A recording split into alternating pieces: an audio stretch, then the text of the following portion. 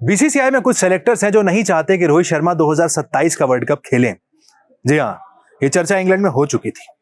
वो जो खबर सामने आई थी ना कि लॉर्ड्स में उनका आखिरी मैच हो सकता है, उसके आधार पर थी। एक नई रिपोर्ट आई है। इस रिपोर्ट को अगर आप ध्यान से पढ़ेंगे, तसल्ली से पढ़ेंगे, तो इसमें एक एक बात परतों में वहां पर लिखी गई है कि बीसीसीआई के कुछ सेलेक्टर्स ने बीसीसीआई के बड़े हुक्मरानों को कन्विंस कर लिया था कि रोहित शर्मा हमारे 2027 के प्लान में नहीं होने चाहिए। बीसीसीआई कन्विंस हो भी गया था। जी हाँ, तभी वो खबर सामने आई थी कि लॉर्ड्स उनका आखिरी मैच होगा।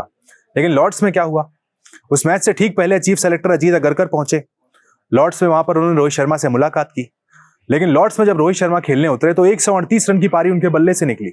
वो बात अलग है, टीम इंडिया वो मैच हार गई, लेकिन रोहित शर्मा ने कहीं ना कहीं जवाब दे दिया था। 138 रन जो उनके थे वो इतने शानदार थे कि वहां पर सारी चर्चा बंद हो गई। बीसीसीआई के जो सेक्रेटरी हैं देवजीत सैकिया, उन्हें सामने आना पड़ा। उन्होंने सामने से आकर कहा कि जब तक प्लान्स का हिस्सा है रोहित शर्मा, तब तक वो खेलते रहेंगे। हालांकि 2027 वाले प्लान की बात उन्होंने नहीं की थी। लेकिन देखिए, उसके बाद बीसीसीआई कुछ सेलेक्टर नाराज हो गए। उन सेलेक्टर्स का साफ मानना है कि 2027 के प्लान में रोहित शर्मा नहीं होने चाहिए, वो फिट नहीं बैठते हैं। उन्होंने बीसीसीआई को कन्विंस भी किया।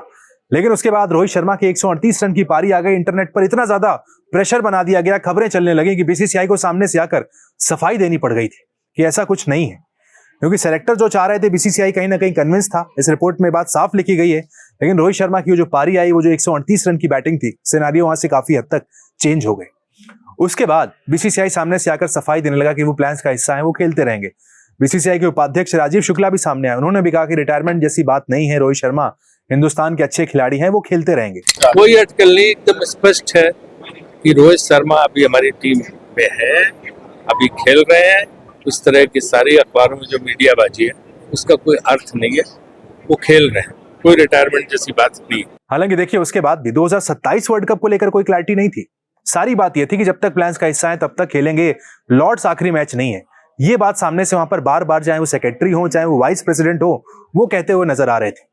अब ऐसे में देखिए, इस रिपोर्ट को अगर माने तो बीसीसीआई के जो सेलेक्टर है, जो सिलेक्शन कमेटी, आप भी जानते हैं, अजीत अगरकर वहां पर सिलेक्शन कमेटी के हेड हैं।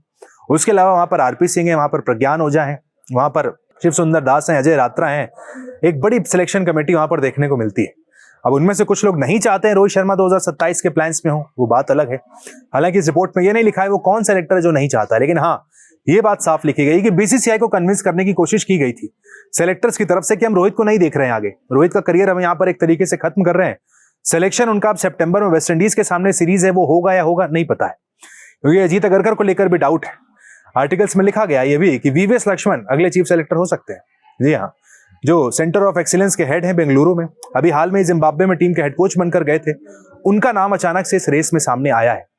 पहले बात कही जा रही थी कि अजीत अगरकर का जो टेन्योर है 2027 वर्ल्ड कप तक बढ़ाया जा सकता है। लेकिन देखिए, जैसा प्रदर्शन इंग्लैंड में देखने को मिला, उसके बाद कहीं ना कहीं अजीत अगरकर को एक और एक्सटेंशन मिलना काफी मुश्किल नजर आता है। ऑलरेडी एक एक्सटेंशन उन्हें मिल चुका है, टेन्योर खत्म हो चुका था। लेकिन चाहिए गौतम गंभीर चाहते थे, बीसीसीआई में लोग चाहते थे, इसलिए उनको एक्सटेंशन वहां पर मिला। लेकिन अब और आगे मिलना मुश्किल है। ऐसे में जो रोहित शर्मा के भविष्य को लेकर कंफ्यूजन है, जो बात कही गई कि कुछ सेलेक्टर्स नहीं चाहते हैं, अब सिलेक्शन कमेटी का सरदार ही अगर चला जाएगा तो भाई सिनेरियो बदल जाएंगे। अगर एक नया सेलेक्टर आता है, अपने तरीके से सोचेगा। रोहित शर्मा जिस कद के खिलाड़ी हैं, जितना बड़ा उनका वनडे क्रिकेट में ऑरा है, रोहित शर्मा को टीम से निकाल देना ये कोई बच्चों का खेल नहीं है। रोहित शर्मा भी जानते हैं इस बात को। बेशक प्रदर्शन कंसिस्टेंटली वैसा नहीं रहा है, लेकिन हाँ, हर 5-6 इनिंग में एक इनिंग ऐसी आती है कि भाई अपने आलोचकों को जवाब वो दे देते हैं। ऐसे में अगर इस रिपोर्ट को हम सच माने तो बीसीसीआई के सेलेक्टर्स नहीं चाहते हैं कि रोहित शर्मा 2027 का वनडे वर्ल्ड कप खेलें। जायसवाल बाहर रेडी बैठे हैं। 3 फॉर्मेट प्लेयर जायसवाल को ऑलरेडी कहा जा रहा है, लेकिन जायसवाल पर देखिए टीम मैनेजमेंट भरोसा इसलिए नहीं कर पा रहा है कि जगह नहीं है। कहां पर खिलाएंगे? जायसवाल सिर्फ पानी पिलाने के लिए नहीं जाएंगे टीम में। वहां पर रोहित शर्मा और शुभमन गिल वनडे में ओपनर है। गिल तो कैप्टन है, उनको आप छू नहीं सकते। बचे रोहित शर्मा, तो एक 25 साल का खिलाड़ी बाहर बैठा है और 40 साल का खिलाड़ी टीम में खेल रहा है। ऐसे में सिलेक्शन कमेटी फ्यूचर की तरफ अगर देख रही है तो जायसवाल एक सही चॉइस वहां पर नजर आते हैं।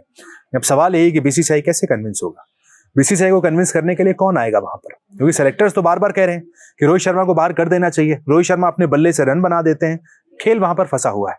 ऐसे में वेस्ट इंडीज के सामने जो वनडे की सीरीज खेली जानी है, रोहित शर्मा का सिलेक्शन वहां पर होता है, सब कुछ साफ समझ में आ जाएगा।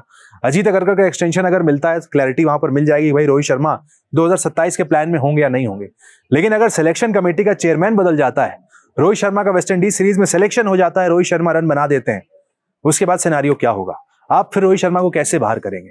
ऐसे में देखिए सितंबर का महीना काफी इंपॉर्टेंट होने वाला है अजीत अगरकर के लिहाज से भी, रोहित शर्मा के लिहाज से भी, कि क्या वो 2027 का वर्ल्ड कप खेलेंगे या फिर नहीं।